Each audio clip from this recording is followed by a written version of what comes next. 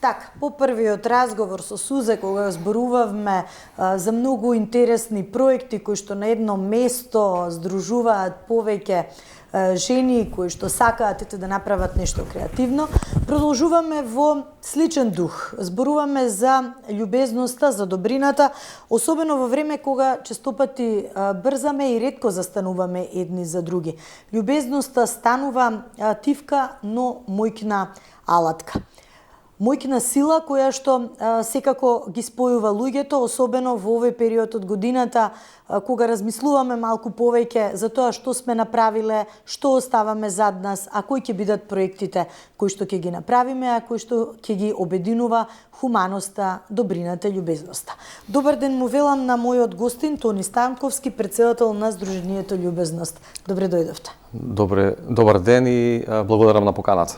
На самиот почеток споменав дека во ова брзо време на дигитализација, како да забораваме на она што се вели хуманост, дружење, почитување, љубезност од друга страна, особено за луѓето на кои што им е најпотребна и честопати се невидливи за општеството.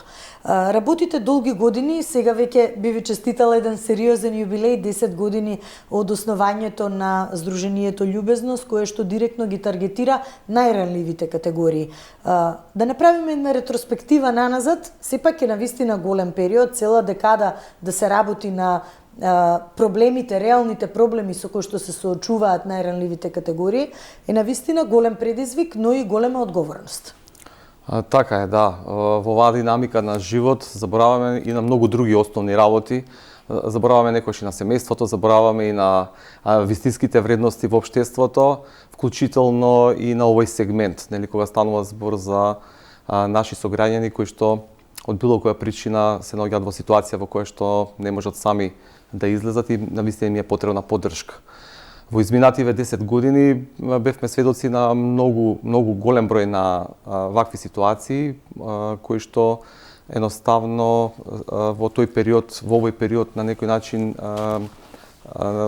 иако се среќававме со ситуации кои што можеби се слични, исти, можеби малку поразлични, меѓутоа учевме и ние на некој начин и се изградувавме, нели, како здружение, како луѓе кои што се директно вклучени во овој систем на поддршка. И навистина увидовме дека доколку не се направи систематски пристап на решавање на проблемите, сето останато е можеби како се вели она откачи закачи или пак на помал број на луѓе да може да им се помогне. Согласно можностите и условите што ги имаме во конкретниот случај ние како здружение, верувам дека и сите останати кои што даваат свој придонес во оваа насока. Така, Тони, во Македонија, според извештајот, последниот извештај на Државниот завод за статистика, секој пети граѓанин и секое трето дете живее во сиромаштија. Тоа е за 2024 година. Анализата на податоците покажува дека за жал најизразена е кај децата и младите до 17 години, каде што ризикот од сиромаштија е 29,5%, односно речиси секое трето дете. Сега бројките како бројки можеби се менуваат, нели, не можеме баш како сирова бројка све да се анализира, затоа што сепак се работи за икс причини, човечки судбини, од различни причини некој дошол до прагот на сиромаштијата, до еден живот за кој што можеби некогаш не ни размислувал, меѓутоа ова е сериозна и многу сензитивна тема за која што чинам дека не треба само еден ден, туку треба постојано да се зборува и не да се зборува само за детектирање на проблемот, туку и да нудење на решенија.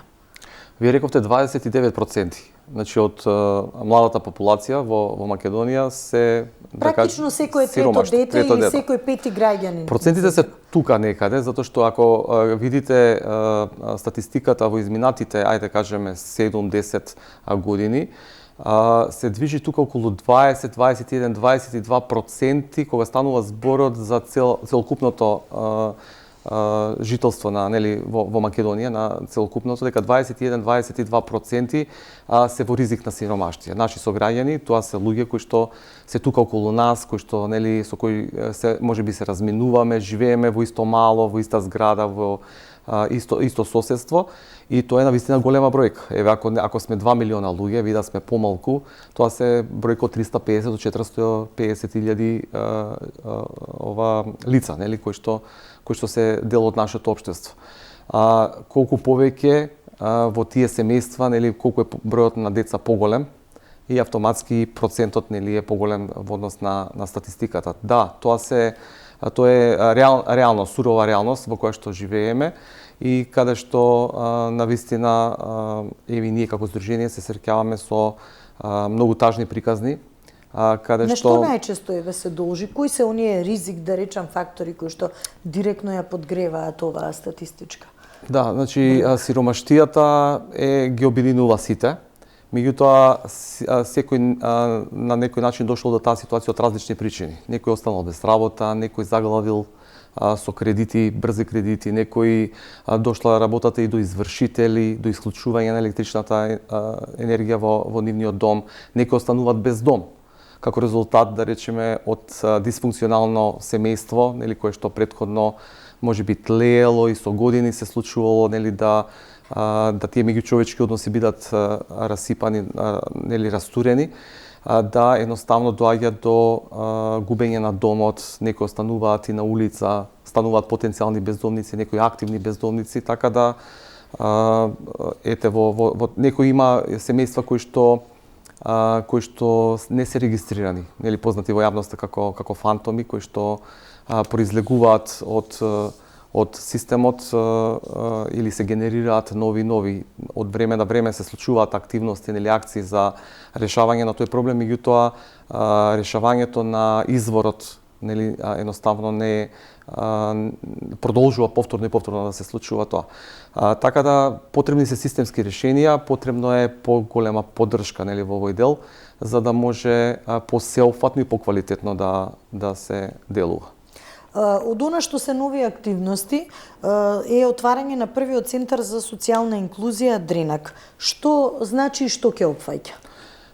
Во претходните 6-7 години, поточно од 2017-18 година наваму, процентот на нашата поддршка во однос на хуманитарни активности од една страна и од друга страна ресоциализација и реинтеграција, на некој начин го зголемивме делот на ресоциализација и реинтеграција, го намаливме делот на хуманитарна активност.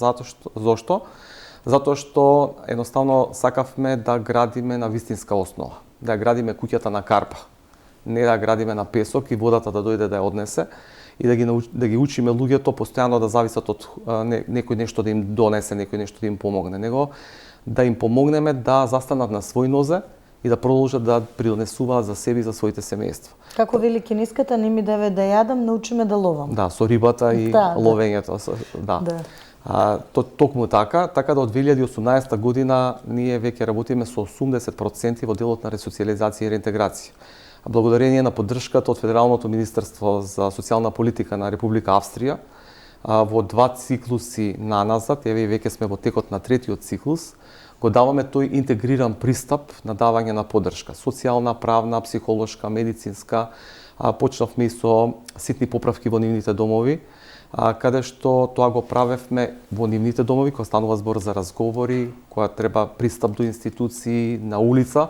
Меѓутоа, еве, од октомври оваа година, отварајќи го овој центар за социјална инклузија, Дренак, можеме малце поквалитетно и посеопфатно да им поружиме поквалитетен пристап, нели, на поддршка на нашите крајни корисници, каде што покрај оние стандардни работи што веќе ги напоменав, продолжуваме да ги правиме, меѓутоа ќе можеме поголемо внимание да им посветиме во делот на стекнување на вештини, во делот на мотивирање, во делот на посредување за нивно вработување, изработка на CV, доколку се потребни психолошки третмани, нели, сето она за да малку стекнат самодоверба поголема.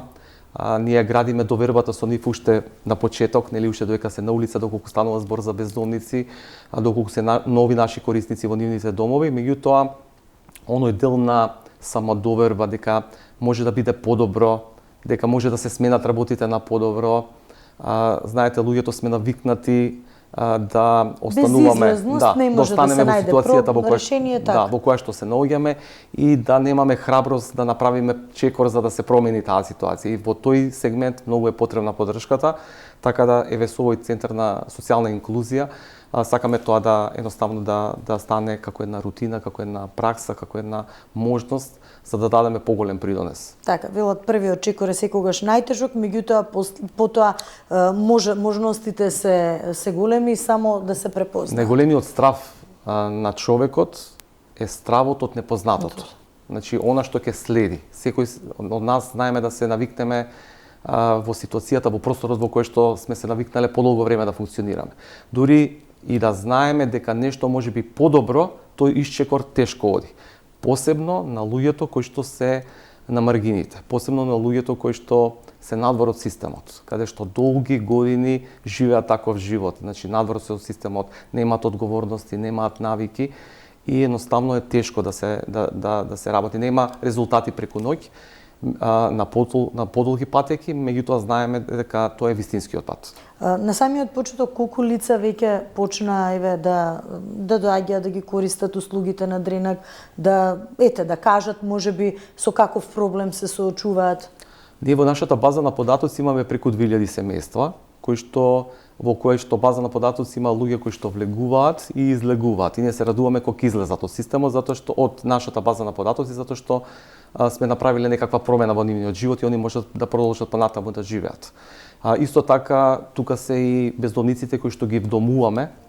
Значи, имаме отприлика 12 или 13 кои што во моментот се вдомени, кои што индивидуално живеат во простор во кој што е изнаемен простор под кирија и каде што продолжуваме со нивниот процес на ресоциализација. Тие исто така се тие кои што се дел од центарот Дренак, каде што секоја недела најмалку 2 пати едноставно доаѓаат, се дружиме со нив, се разговара, се бара работа, се помагаме со предизвиците со кои што се соочуваат. Тука се и сите останати наши семејства, наши крајни корисници кои што едноставно во даден момент им е потребна соодветна помош. Дали е тоа да им се извадат документи, потребно е извод да се извади лична карта, може би некој пати лекови, иако се на позитивната листа, не може да одвојат 50 денари за да купат некој лек. Може би да се стекна соматичен лекар, да се отиде на некаков преглед, или пак доколку не се работоспособни, им овозможуваме и дел на остварат некој социјален трансфер, социјална помош, ГМП, нешто, некој од тие што државата ги има предвидено, така да од сите сегменти на наши крајни корисници имаат можност сега да бидат дел од центарот. И од октомври наваму имаме веќе активности кои што се баш насочени кон нив. Освен овие активности, мотивираме и млади луѓе кои што сакат да дадат свој придонес како волонтери, како практиканти. Веќе станаа дел од центарот. Еве во овој изминат период, секој вторник и секој четврток, определена група на млади луѓе се собираат да едноставно да ги издружат своите вештини во плетење и изработуваа производи, креативност, да изработуваа производи, капчиња, шалчиња, ракавици кои што беа наменети за бездомниците во градот, меѓутоа и они се подобруваа во своите вештини и са следниот чекор после новогодишните празници од февруари натаму е да поканиме членови од социјално загрозени семејства, каде што овие млади луѓе ќе им го пренесат знаењето, за да они може да си ги изработуваат производите сами за своите семејства или евентуално за некој друг. Така да волонтерството, исто така практиканството, младите луѓе кои што се двигатели нели на нашето општество, исто така гледаме во овој центар да бидат вклучени максимално. Така. Дел од проектите кои што ги имавте години назад, а еден од најпознатите да го речам беше седмичниот оброк, кој што директно нели ги собира на едно место. Дали почна луѓето да се навикнуваат и да препознаваат кога каде треба да дојдат, може би да поразговараат за одреден свој проблем? Да, седмичниот оброк е уште една точка на контакт со нашите крајни корисници, посебно во овој случај, ова е наменето само за бездомниците. Така да секоја сабота во периодот од 1 до 2 часот, позади спомен домот на Мајка Тереза, се дели топол оброк на бездомниците и навистина можност плюс за да може да бидеме во директен контакт со нив. Тоа се тони бројки животи на терен. Што покажува еве директно во пракса искуството? Се зголемува ли бројот, се намалува ли, дали се нови лица, дали се... Кога почнувавме 2013 година, бројот кој што го досегнувавме беше околу 70. И тогаш дававме 70 оброци. Во овие 12 години, велиме 10 години постоење на љубезност, меѓутоа и пред тоа уште 2 години кога функциониравме како иницијатива, затоа ги споменувам 12 години да биде забуна. Едноставно во овој период од 12 години бројката која што можеби е така континуирана во овие изминати години е отприлика од 200 до 240 кои што постојано нели доаѓаат на седмичните оброци. Земајќи во предвид дека во изминативе години се отвори и други кујни, значи на други наши организации, соработници кои што сме, кои што функционираат во градот, така да на некој начин, на тој начин се надополнуваме кога станува збор за оброците на крајните корисници. Инаку да, оние имаат информацијата секој пат кога нели ќе делиме храна за следната сабота дека повторно сме или ако смениме некој ден, едноставно ја имаат информацијата. Еве сега можеби да искористам и оваа шанса да споменам дека иако поделивме храна веќе за минатата недела, на 31 во 10 часот планираме повторно да им дадеме храна за да имаат нели и малку повеќе за да имаат и за новогодишните празници, малку да се чувствуваат и они да речеме еднакво како и сите останати. Како се снаоѓате во однос на набавката на храната? Дали имате помош, поголема помош, бидејќи ова веќе се разви како своевидна акција што е препознатлива години на назад? Секоја активност која што ја започнуваме ја реализираме на тој начин и ја изградуваме да биде континуирана активност. Да не зависи од грант, да не зависи од проект, да не зависи нели завршил проектот, завршил активноста. И навистина фала му на Бога што во овој изминат период се стекна круг на луѓе кои што или волонтерски учествуваат во припреманата на храната или пак има индивидуалци па и фирми кои што донираат храна за да може таа истата да се сготви, да може нели да биде во дел од оброците.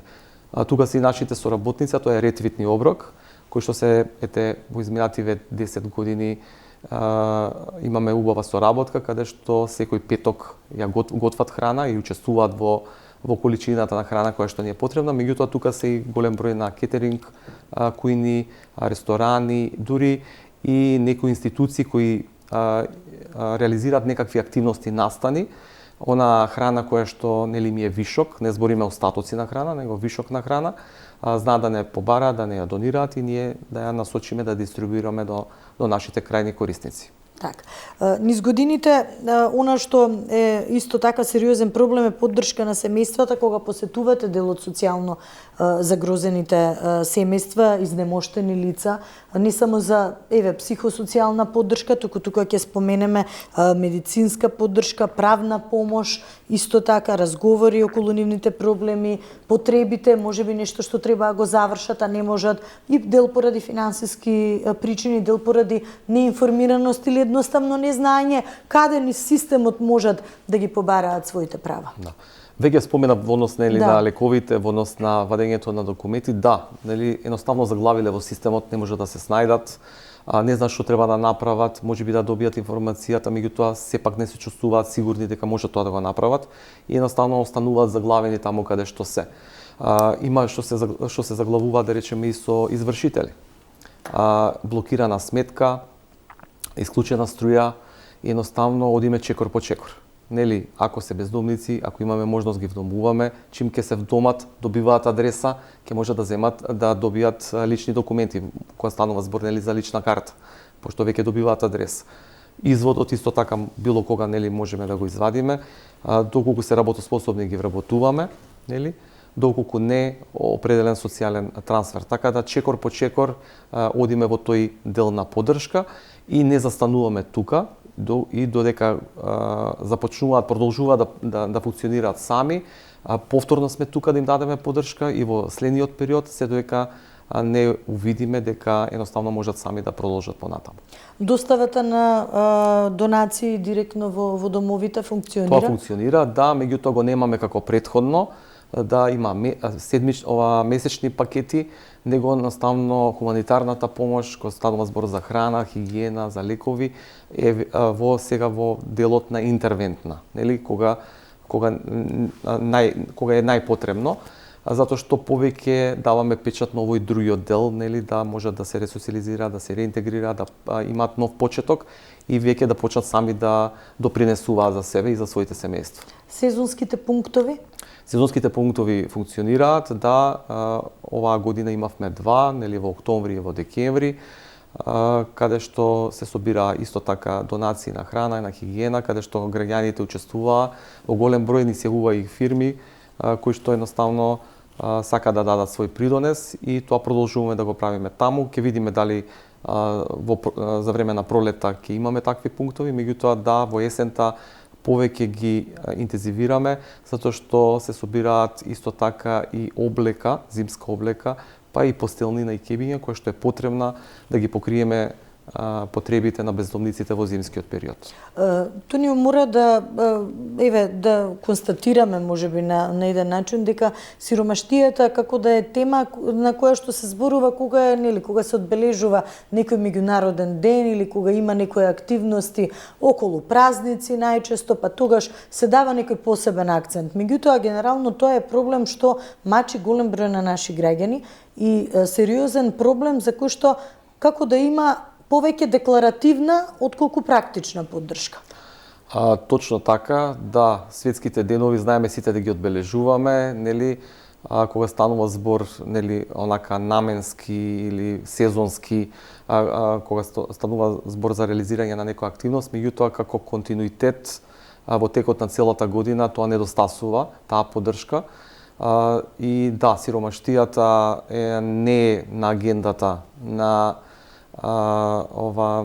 онака да биде видлива, нели, да биде... А каква е реалната слика? Директно сте и на терен со голем број на сиромашни и социјално ранливи категории. Каква е реално сликата во Македонија кога се зборува за сиромаштие?